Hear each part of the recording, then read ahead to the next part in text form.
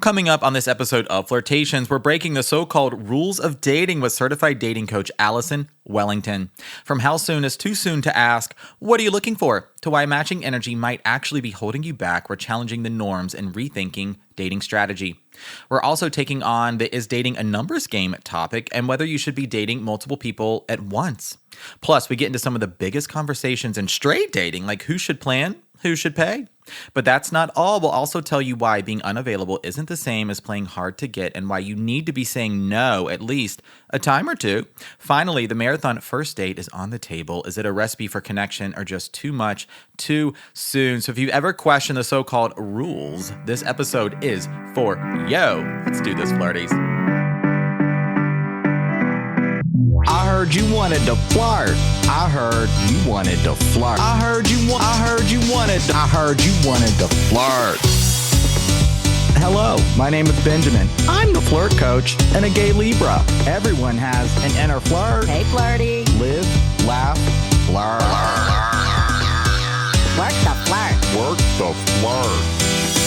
Delulu is the Salulu. Expert on the flirt. Hey, flirty. There's always another flirt.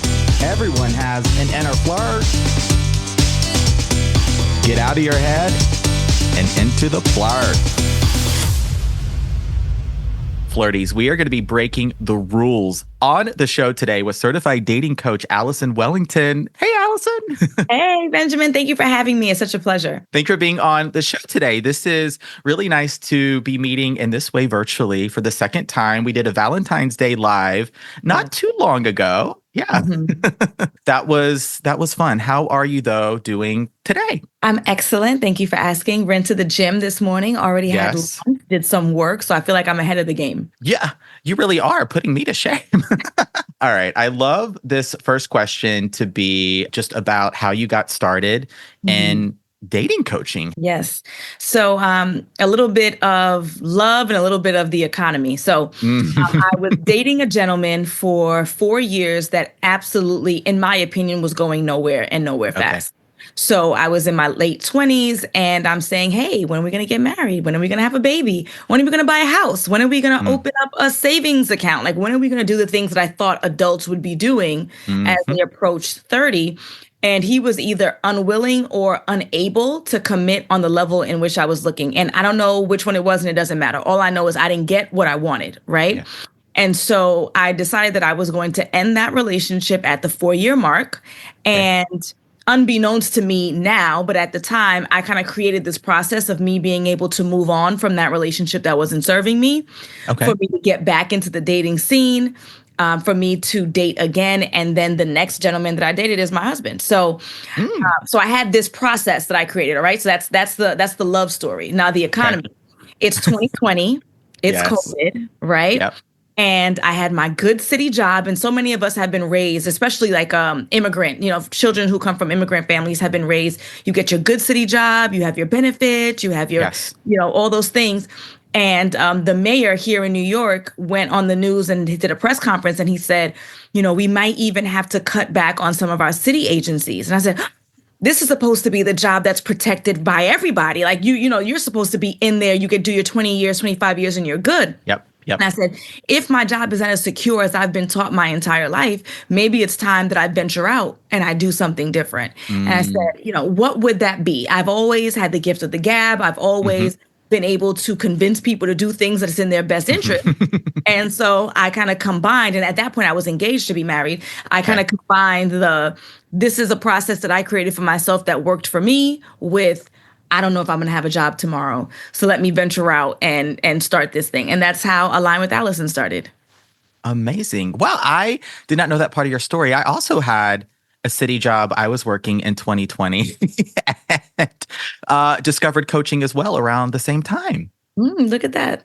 Yeah. You weren't a city planner, were you? No. I was working for the Department of Education. Wow. Okay. Twinsies, right? Okay. That's, yes, that's really, really cool. All right. I want to ask you now a little bit about your dating journey and some of the shifts and changes you made to now be with your husband. Yeah. So there was no intentionality I didn't even know what intentionality was. It was, I'm cute, you're cute, we would be cute together, right? I like you, Oh, you like me, we have similar interests, so we're going on dates. And then since you're the only person I'm dating, because I'm only seeing one person at a time, barf. okay.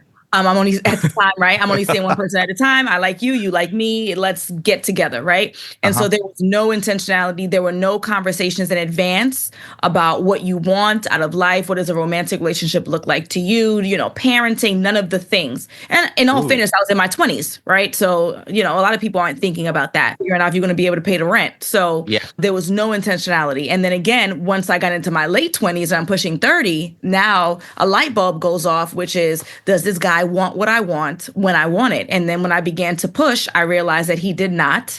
And so now when I end that relationship, I'm not going to make the same mistake twice. Yeah. So now will come the intentionality. Now it's going to be, what are you looking for? What does an ideal life look like to you? Do you want to own a house? Do you want to get married? Do you want to have children? And asking the tough questions early. And that's something that I explore. Ask the tough questions early so that you don't waste your time dating someone who does not want to live the lifestyle that you desire. Imagine things are going great for 6 months, 8 months, a year, and you find out that he wants to be a farmer who lives off the land, and you are a city girl who can't imagine not being able to hop in a taxi, right? Like the lifestyle doesn't match. Now you're heartbroken because what you're going to do? You have to ask the tough questions early so you can assess whether or not someone's a good match for you. Okay, let's start there with some of the rules. As the idea I had for this episode is just going through this list of conventional, pretty, tried and true, quote unquote, rules we have when it comes to dating. One of them you're talking about right here, and one of the shifts you made dating to meet your now husband is how soon is too soon to lay it all out there. When do you talk about your intentions in dating? And you're saying do it sooner rather than later. Yes, but with strategy. So, first of all, these conversations should be happening on the phone before our first date, on date 1, on date 2, on date 3. So early on. Why? People are less inclined to lie to you when they have less invested in you. But if I've taken you on multiple dates and spent hundreds of dollars and you met my mom and right, like now I have more invested, I'm going to be more inclined to lie, or I'm going to be more inclined, and it doesn't even mean that someone's a liar per se, but they might be more inclined to think that they can give in, right? Like, maybe I can have a kid. That doesn't sound too bad, because they like the person and not because they actually want a kid. And then when the reality comes around, it's like, no, I never really wanted this. Now what? Now we're 2 years in the game. And if we're talking about women who want to have children, now that's 2 years worth of eggs that are wasted. Like you don't want that. So early phone calls before first date. Date 1, date 2, day 3. Now, secondly, you're also laying it out. You're not laying it out as to what you want. So I'm not going out on a date with a gentleman and saying, hey, I want 5 children. Do you want 5 children too? No, I'm not going to lay it out. Hey, I believe in marriage. Hey, I'm going to ask them, what do they desire? What's their vision, right? Like, do you see yourself being a dad? I'm not telling you what I want and then countering with saying, well, what do you want? Because again, the pressure is on, and that person is going to be more inclined to tell me what I want to hear versus me asking them, oh, yeah, so you did mention that you have a son, James. What's fatherhood like? Do you see yourself being a dad again? Would you ever venture in that direction? Oh, yes, you were married. Wow. That, like what made you jump the broom? Would you do it again? Not, hey, I want to be married and I'm not going on another date with you unless you want to marry me too. Absolutely not. Okay. This is really, really helpful, getting into some of the nuances of how those conversations happen and when they should happen. And I think you're highlighting why it's so important between how you were dating in your 20s and then how you dated to meet your now husband, because it's like one of the rules we're going to get to is that of matching energy. And I think if you start to connect, and yes, there's some attraction, there's that chemistry, right? You're cute, I'm cute, let's have some fun, but you're not getting just that little bit deeper of what kind of life do you want? What kind of partner do you want? What kind of values are important to you? I think you're setting yourself up for potential heartbreak if you don't know whether or not you're aligned on some really key things. And you can have these conversations in fun ways too. You can even flirt your way through them if you want. Like they don't have to be these clinical, job interview type dates. Absolutely. But it's important for you to know if you can, if you're just aligned and if you're matching on some really important things. Yep. because the way you were framing these conversations or how to have these conversations on dates is you're not coming necessarily out saying, I want this, this is what I'm looking for, just kind of putting, fact out on the table, but more so leading with a question and letting them reveal their Yeah. cards Yep. as well. I think that is so important. And I wanted to get a little bit more there from your perspective about why we need to be asking these questions. And so we're asking these questions, we're seeing if we're a good fit, but you don't want to bombard or overwhelm. Two reasons. Number one, that's not fun. Yeah. Number two, people don't behave the same way when they know they're being interviewed, right? Think about any interview you ever gone on. You're gonna get a haircut. You're gonna wear your nice blazer. On your best behavior, best Right, foot forward. you're gonna revamp your cover letter. You're going to be sitting upright. You might be mindful of your accent. You're going to be mindful of using advanced vocabulary. Right, you're not you. You're not your natural self when you're being interviewed. So you want them to be their natural self. You want them to reveal who they really are, so that you can properly assess if they're a good match for you. Okay. That makes sense. And I'll share how I go about this as well. So I tend to get into some of those relationship dynamics conversations around date 2 or 3. That's when I start to bring them in, because I'm initially just looking at, can this person be consistent? Are they able to communicate? Are they able to ask questions? I'm just looking for some of those bare minimum standards in a person. Can they show up on time? Like, are they following up on a date? Does it seem like I'm trying to initiate everything? And so I'm just looking at some of those bare minimum dating behaviors that are a part of my non-negotiables.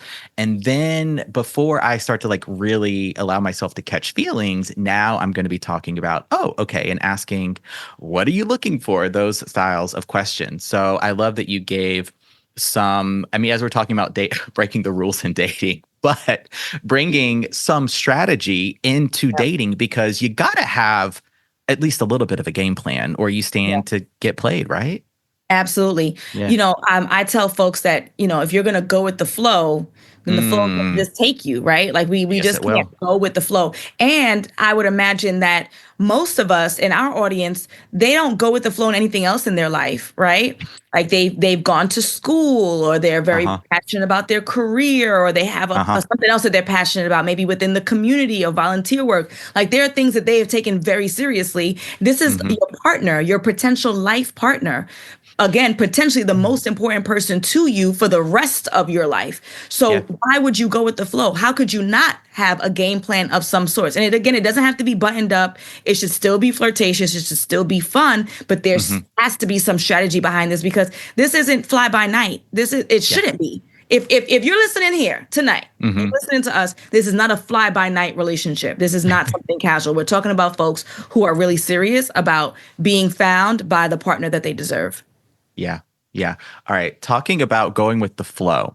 On my list here is that of matching energy. I have some thoughts on this. I think I kind of know where the conversation's going to go, perhaps, but I don't fully know. So when it comes to matching energy, going with the flow, let's talk a little bit about that. Yeah. Normally when I hear the phrase matching energy, is usually negative. Like, if he doesn't call me, I'm not calling him. Is that what you mean?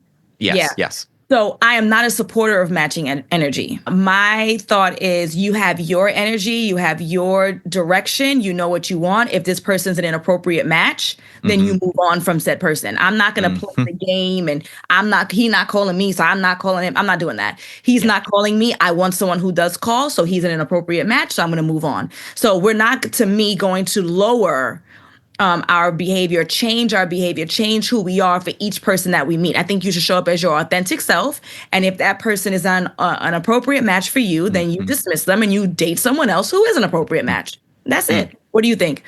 I totally agree. Like one of my phrases I'm working with for this year is, I don't match energy, I am energy. Because you got to show up with your energy, with your authentic self, with your truth, with those non-negotiables, with what you're looking for, so that you can align yourself and attract the person that you're looking to perhaps spend the rest of your life with, as we're really focusing on dating for that long-term committed relationship in this conversation today. And what stands to happen is, if you're doing that thing, they didn't text me, now I'm not going to text them. Or, they didn't text me for 2 hours, I'm not going to text them for 4. Well, who are you really? you're giving them so much control over your own experience, over your own feelings, over your own emotions, rather than standing in your own selfhood when it comes to dating. And if you're dating trying to match energy, you're giving someone else so much power over your experience. I agree. You're letting them determine the pace. You're letting them determine what's important. It's like, and that's not what kind of relationship I think you want. Right. That's well said. I might have to steal that, Benjamin. Oh, yeah. So well said. Well, I'm glad. Yeah, because you don't want to be in a relationship where all you do is match energy. That is so just deflating. It takes away your confidence. It just, I feel like, puts you in this place where you're always walking on eggshells. You're maybe avoiding some of those important conversations. So when it comes to matching energy, Flirties, you are the energy. Be you and let that be what determines, okay, can someone stand up to my energy or not?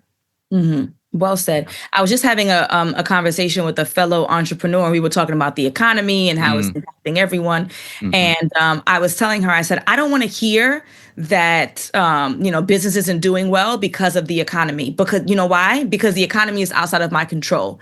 Yeah. I would much rather say, my business isn't doing as well as last year because I dropped the ball. I'm not doing this. I'm not showing up online. I'm not posting enough. I'm not sending out emails, whatever it is that, people do to generate business, because then I'm in full control. If you tell me it's the economy, it's like, damn, I can't do anything about that. So the way that you put it so eloquently, which is if I'm matching energies, that means that I am changing and fluctuating how I show up in the world based on the fluke of someone else. Absolutely not. So I can't afford to match someone else's energy, because that means they're going to, like a puppet master, they're going to have full control as to when I call, when I don't call, when I go on dates. Absolutely not. So well said. Good. I'm glad. I love the way the matching energy. I love debunking that one, because it's like, I feel like that's the way. I know that's the way I used to date. Because I wanted so much to be liked, to be chosen, to be picked.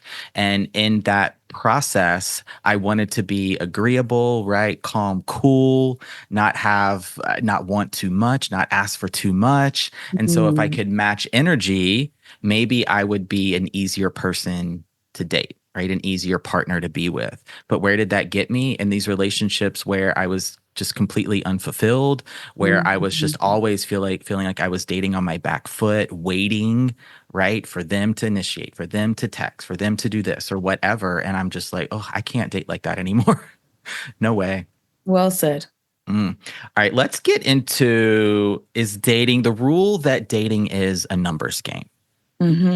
I think that's advice that we've all heard. What do you think about that? So I'm looking at your body language and I'm thinking that you disagree, but I agree. Okay.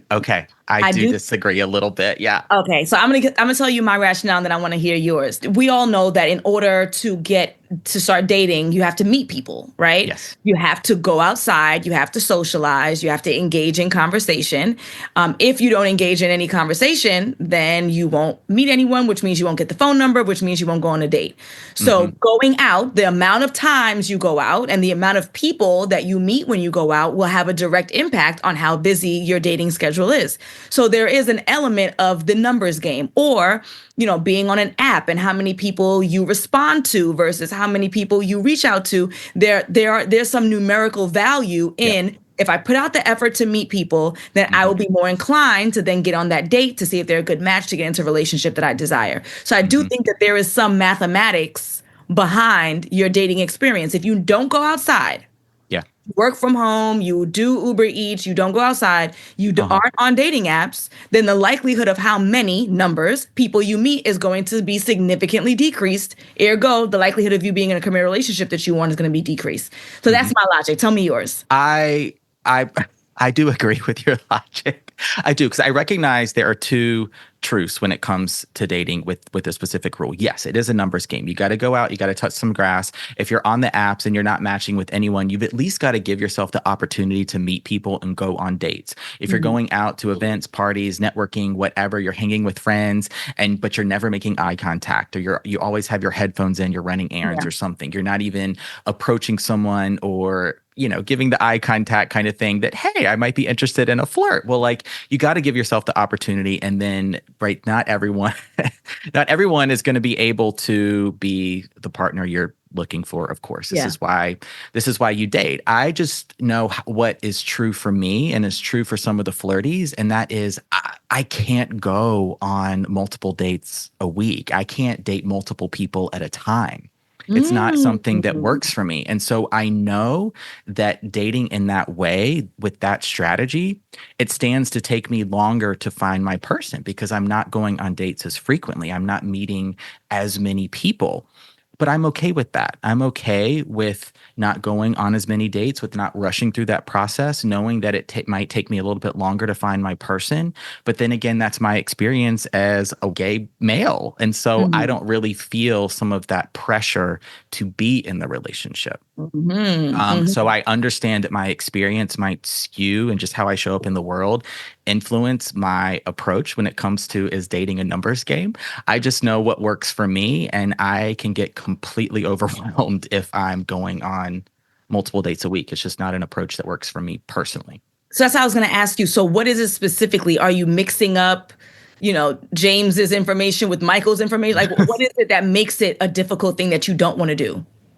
I get overwhelmed with just the communication of it all, with finding time to have these dates and to really be intentional with the energy that I'm giving to each individual. And then it's a little bit like I've tried dating multiple people at once, and that's the next rule on my list is what you think about that. I have a little bit of this guilt when it comes to dating multiple people, even though I'm not in committed relationships with multiple people. I am someone that I describe myself as a toxic monogamist. That's what I want. I want the monogamous marriage. And I tend to mirror that when I'm dating as well. It's just something that I feel works for me, but I like flirties I want them to have options, right? My approach isn't the only one.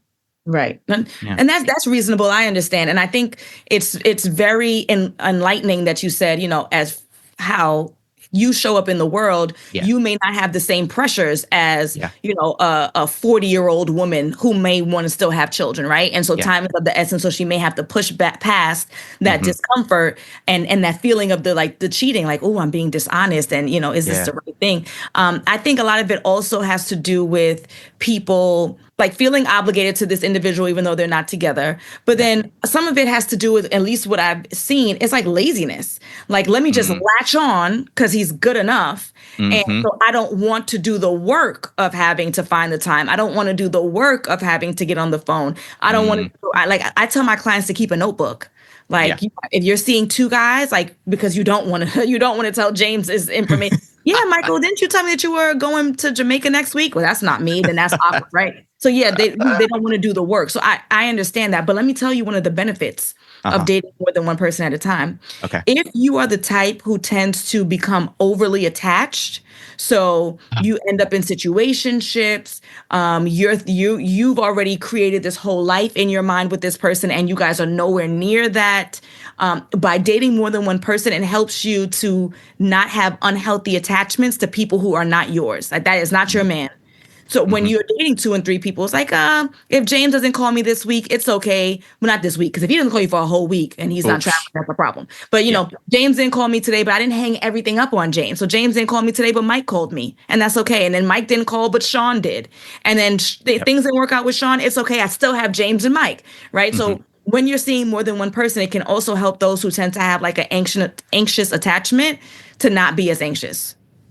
I'm so glad you said that. Yeah, because wanted to bring up dating multiple people at once. Dating a numbers game, and then coupling that with this dating multiple people at one time approach. And I love you shared that, because I often offer the flirties this and clients I've worked with, because it really highlights, like, if you are only dating, let's say, one guy at a time, and James is, he's a little bit lazy, his communication is but you start to find yourself, catching feelings, or, I'm feeling some pressure. I want to rush. I maybe want to chase a little bit. If you have got something or someone to compare to James, all of a sudden his dating behavior may not look so good.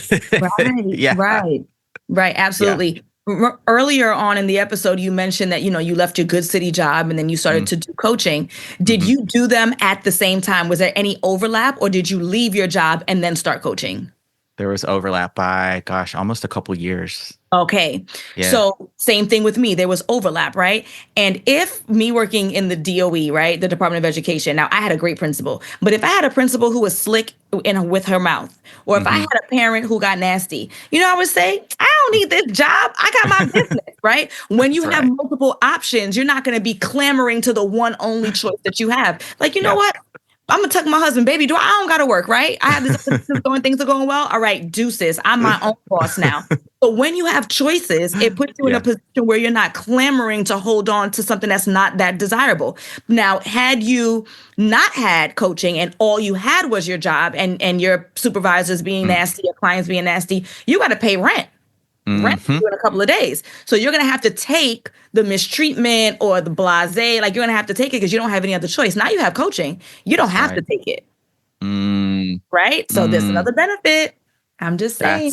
That's a really good point. And I think what you were talking about there is this abundance mindset that is really helpful when it comes to dating versus if you're dating with the scarcity mindset and you tend to rush things or attach quickly or see dating as a very limiting process. Ooh, there's this one person in front of me. You know what? They're good enough. They're good enough. At least they're kind of there. You may find yourself settling, which is something we hear about in dating all the time, kind of being with the person that's they check a few boxes. They're good enough. We do some things together, but is that the type of relationship you really, really want, or even the type of person you even want to date? Absolutely. Not me. I don't want, laissez-faire. Like, no, thank you. I want someone who's excited, because just keeping in mind that there's going to be times, like there's going to be lows. And I'm not talking about abuse lows or cheating lows. I'm just talking about a little boredom, right? We're 5 years in, we're 10 years in, the sex has become a little routine. Like, that's already going to be happening. Just the nature of humanity is going to be happening later on. I can't start at a 5 or a 6. Oh my gosh. Yes. Right? Like, I need to start at a 10 because we're going to, I had a baby recently, like, it'll pick back up, right? It's the nature of the game. There's ebbs and flows. So we can't be starting at a 5, 6 because then where are we going to be 5, 10, 15 years from now? At a 2? Yeah. And we're not fulfilled and it's so super routine. And then one of us may be inclined to seek attention elsewhere. And you don't set yourself up for failure. Yeah.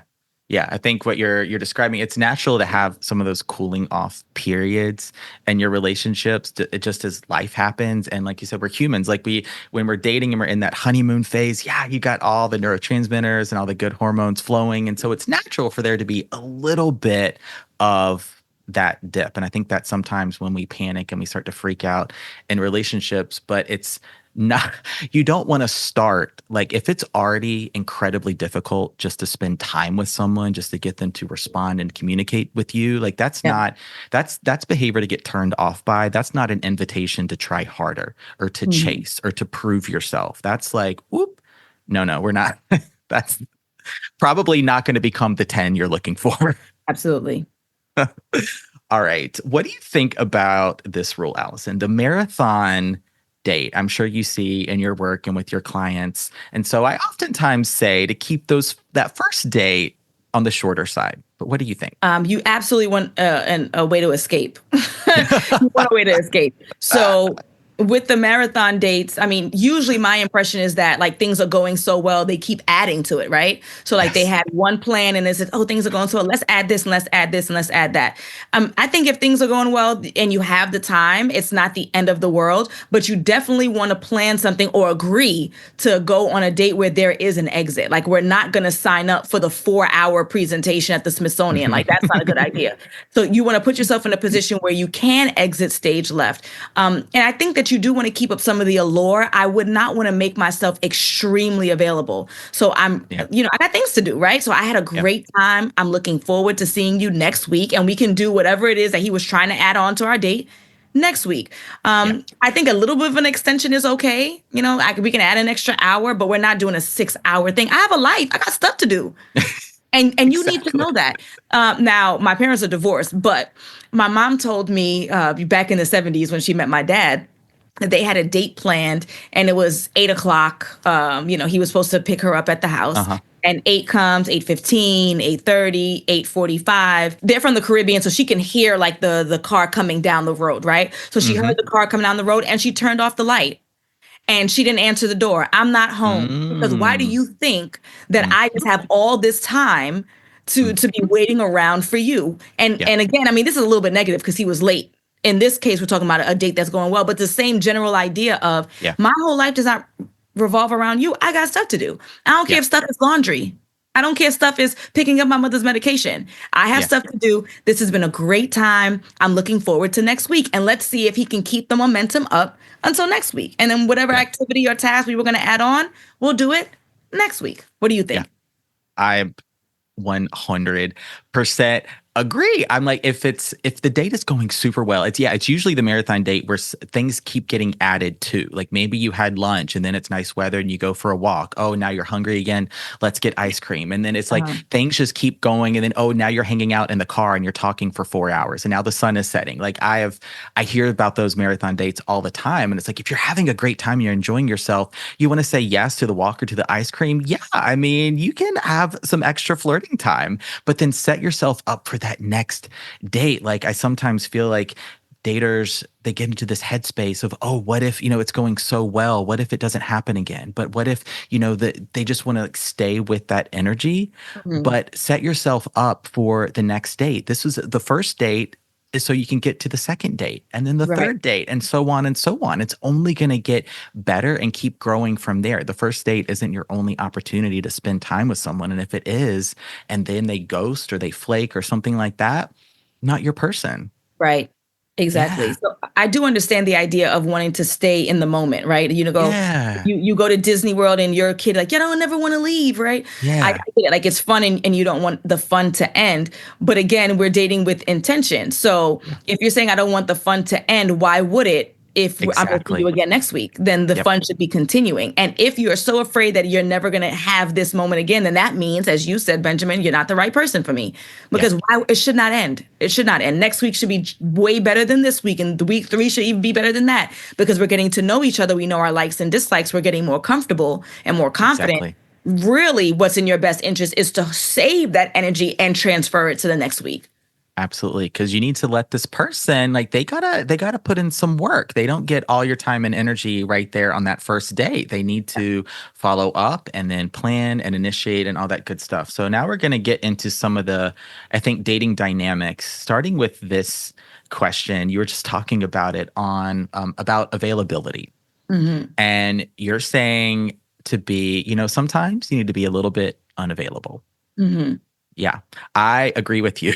And I want to hear why that's important in dating. Well, I mean, we have a life. And so I don't want anyone to have the impression that they will have unlimited access to me whenever they want because they are the sun and I am just the measly little earth that's rotating around it, right? Now, what I will say is I don't want you to be disingenuous. If you're available on Friday and you want to go out to the event, then you're available on Friday and you go out. But what we're not going to do is drop the other things that we had to do. If you had something to do, don't drop it. Don't drop your girlfriends because they're going to be the ones that you may lean on, right? And it's annoying to constantly be dropped by your friends because your friend got a new man. So, if you have plans, if you have things that need to get done, stick with those plans and integrate this person into it. Don't drop everything. Again, if you are available, then do it. But if you're not available, do not make yourself available. This person's a stranger. Like you said, Benjamin, let them work for it. Let them know you have a life outside of them. It's so funny because I have like a list of reels that I have to make. And one of those reels is about not relying on your partner or your spouse to be your everything. It's unfair. Right? Yes. Like they talk about it takes a village to raise a child, but it just also takes a village in order for you to be as fulfilled as possible in terms of your socialization. You need to have friends, guy friends and girlfriends. If you have siblings and it's a healthy relationship, keep in contact with them. You share certain things with your parents. You share certain things with your colleagues. Your spouse should not be your everything and your be all. It's not fair that they have to hold that kind of emotional load for you. My husband doesn't want to hear about the tea.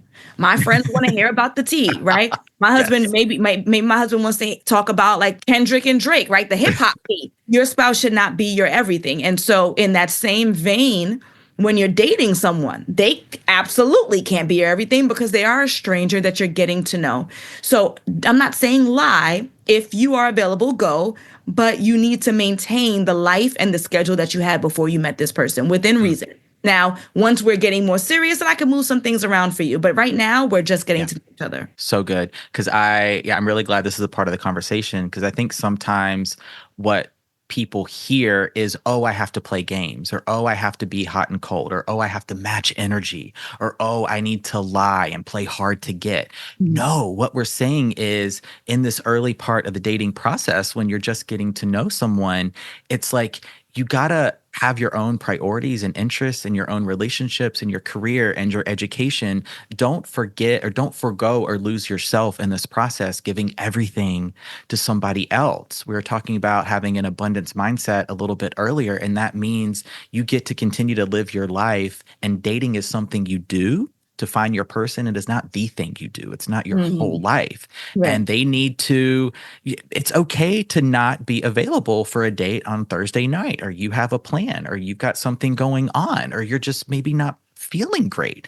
That's okay too. Continue to show interest. This is where that comes into play. Hey, could we reschedule for this night? Or, oh, I'm not available then, but what about this? And so give that interest to the person so that they know you are in it. You want to go on that next date, but that like, hey, I've got boundaries here, and I can't just be saying yes all the time. All the time. Absolutely. But let them know, I can't do this, but I can do that. So you're working with them. Absolutely. And I think it's going to reveal to you the people that have some of that emotional availability, and that they don't take this personally, and they're able to compromise with you, which is going to be critical if this is someone you're in a relationship with, right? If y'all can't just come to an agreement around plans, and they're going to take everything personally, and now, oh, they pull back, and now, oh, they want you to chase them, or like come from this mindset or this place of like you owe them or something, or you should always be available. Toxic red flag behavior right there. Keep it moving. Absolutely. Well said. All right. This has been so much fun, Alison. I got just a couple more questions here. We're going to spend the remainder of the interview talking about some of the dating dynamics. All right. I think more specific to heterosexual relationships. So who's making the first move? Who's planning the date, paying for the date? I want to get, because I'm a guy that dates guys. So this is important for me to hear from your perspective. Yeah. What you think? So I do have a pretty unpopular opinion, which is, yes, I expect men to plan dates, and I expect them to pay for the first set of dates, maybe 3, 4 of them. The unpopular opinion is how grand this plan is. I think that many times a lot of women hang too much up on how well he plans. And I want you to think about anyone who's listening to think about a guy that they know, that they like, that they respect, their dad, their uncle, their colleague, whatever, right? A friend. When have men ever been great planners? Right? Like, think about any event that you ever attended that you thought was amazing. A wedding, a birthday party, an engagement party. Yeah. That's not usually men's forte. Like, their usual forte is the bigger picture. Right. Yeah. And then women usually come in, and they're the ones who tend to be more detail oriented. So, should they plan? Yes. But do I expect to be whisked off my feet by the best plan of the best? And then he remembered that I ate this, and so we went to the special cafe. Bro, we're taking way too much on something that, to me, doesn't speak to the bigger picture of, is this person in alignment with me? Would I be happy to be with them in a committed relationship? How much planning, like date planning, does one do once they're in a committed relationship? We go out every other Friday. We grab, like, come on. I'm looking for things that have to do with longevity. Right. And I'm going to give you another one that's really unpopular. The fixation around height. Big. Yeah. Like, we got to move on. Especially if I'm talking to my short girls. Like, we got to move on. You're 5'2". Why does he have to be 6 feet? There are no heels that you would ever wear that's going to surpass his height. Right. So we invest so much in things that really don't have the impact over the long term that we think it does. He can pass you a box of cereal. that's on top of the fridge. Thanks. Yeah. Is he going to love you anymore because he's some great date planner? Is he going to love you or be a better parent to your children because he's 6'2"? Like, we need to be looking at the core values. What are the behaviors and traits that this person needs to have in order for you to have the relationship that you desire overall? And a great planner of dates, to me, does not speak to what most people need in order to be fulfilled in their romantic life. Yes, Allison. Yes, that it's so good because I like on the one hand, what I hear from women is, when you were, let's just say, a teenager, it wasn't a part of your dream to always plan your own dates and to be the one that's paying and to be the one that's always initiating. Like, part of this process is you want, of course, him to show up. Like, can he actually, yes, is he going to be able to be a partner for you that shows up? But what you were saying, it's like, I think sometimes it's sort of like the look over there thing that can come into dating, where if they're planning, really extravagant dates, or maybe they're really expensive and like he's dressed really well or he's super tall. Okay, well, great. How's his emotional availability? Is he asking you questions? Like, what's happening actually on the dates? And even perhaps more importantly, what's happening in between the dates? Mm-hmm. Yeah. Is he communicating, talking to you at all in between dates, asking how you are, checking up on you, following up? So I don't want us to lose sight of the in between and what is actually happening, kind of reading in between the lines of the date. But yeah, I think it's reasonable. I agree with you. Like, if it's a part of your dating strategy approach that you want him to initiate, plan, and pay, you got my support. Yeah, I agree. Initiate, plan, and play. Plan and pay. However, and I think you really hit it on the head when you talked about that emotional intelligence piece. So I'm way more invested in how well the date is going in terms of our communication. Then he has 3 different activities that are so fun and exciting, but then there's a lack of depth between us on said date. Absolutely, because you're looking for a partner, someone that you're compatible with emotionally, your values align. Maybe you're looking to start a family or raise a family, blend families. Like, their emotional intelligence, availability, capacity, capability, all of that, I think, is way more important than, paying for a date. And so I think those dynamics are changing a little bit, where I hear from women, it's like, you know what, maybe I'm really okay with splitting it. Or, you know what, I'm okay with planning the second date or maybe the third date, but you don't want to shoulder all of the responsibility in the dating process for sure. And I totally understand that as well. I agree. Yep. This has been really, really amazing. I just have, I think, one more question here. Can we talk about sex for just a moment? Yes. Okay. On the first date, yay or nay? Nay. Nay. Okay. Nay. Yeah. No, niet. Yeah. Yeah, no. I tend to agree with you there as well. Mm-hmm. It confuses things. And this also goes back to why I'm such a proponent of multi-dating, like seeing more than one person at a time. I don't want to latch on. So if you start to get physical really early, and then many times you tend to latch on, especially for women, there's this whole stigma with how many people you've had sex with, how many bodies you got, right? Yeah. So like, now I've had sex with this guy, so I don't want to just let it go, even though I'm clearly seeing he's an inappropriate match, but we already did the deed. So now I'm stuck. Like, no, don't put yourself in a position, figure out something else. But I do not recommend having sex on the first date. And I'll also add to that, I don't recommend going to their house or any location that has a bed. So, he wants to take me on vacation. Are you prepared to have sex? If you're not prepared to have sex, do not go to his house. If you're not prepared to have sex, do not go on vacation. I don't care how luxurious it is and no one's ever swept you off your feet. No one's ever flown you out. I don't care. Do not put yourself in that position. And I'm not even talking about like the elephant of the room of what could happen that you didn't want to happen, right? Like that's okay. But besides that, I just don't want you to feel any kind of undue pressure. I don't want you to do anything that you were not 100% prepared to do. So don't even put yourself in that position. Yeah. I have, I oftentimes, I work with this 3 public date rule that I've made a few videos about, talked about on Flirtations, where I want your first 3 dates to be in public, because I see this all the time. It tends to be in this combination where you have a marathon first date. It's just went so well. You spent 4, 5, 6, 7 hours together. Oh my God, sparks flying, chemistry amazing, communication amazing. Second date, hey, come back to my place, right? I'm going to cook you dinner. Let's order in and watch a movie. I think that's lazy dating behavior. Mhm. I really do. Your first 3 dates need to be something you're doing in public. And also, I think it brings in a little bit of space to this connection, because I've rushed to the physical before, and it never worked in the long term. Like if it has worked for you, maybe, but if it hasn't, then it's time to break that pattern and try something different. Yeah, I agree 100%. It's, and then again, for women, there's such this stigma. So in your best interest, pump the brakes. What's the rush? Too. Exactly. I think that's a theme that's been coming up during the conversation today, is truly, what's the rush? Mm-hmm. Yeah, I know you, yes, if you're feeling some pressure or you want to get to the relationship, but also don't bypass the vetting process. You got to see who is in front of you, not who you want them to be, who you think they should be, who they were in bed, and oh my gosh, they were so good, but then now they're not communicating, or something else isn't present. So we gotta let people, right? We gotta see them for who they are. Well said. Alison, are there any other rules we should talk about? Any final insights before we conclude the interview today?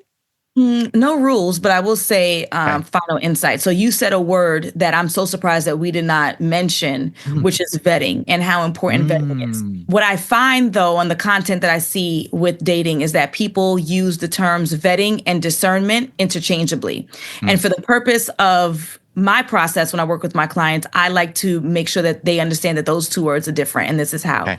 So vetting is gathering the information about the person, right? So I'm vetting them. I'm seeing if, what schools they went to, what they like to do they want a family? I'm gathering the information about the individual in the hopes that you then use your discernment to decide whether or not you're going to continue to see them. Many times we have the information, but we don't stay 10 toes down in what we want, and we give in and we settle. So we vetted them. Yes. Do I have the folder? I want you to think about like when a president vets, who they're going to elect for, put in position for whatever, right? So they have the folder on their desk that has the pedigree, vetting, pedigree. That's all usually the same language. They have the information. Now that you have the information, what are you going to do about it? And so that's the discernment part. You have it, vetting, act on it, discernment.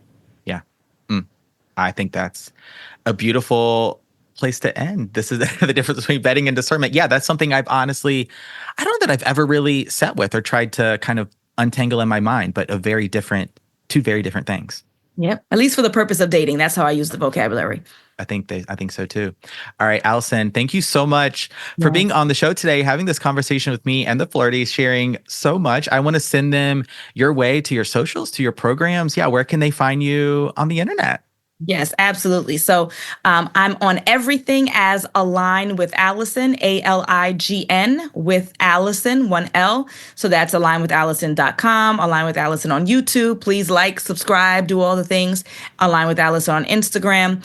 And then I also have lots of free trainings and low-cost trainings to get folks to get started on their dating journey. If they're interested in working with me, they can go to alignwithalison.com. Fantastic. Alignwithalison.com, Align with Alison across all your social media platforms. I'll have those links in the show notes below for this episode. Alison Wellington, thank you so much for being on Flirtations today. Pleasure. Thank you so much, Benjamin.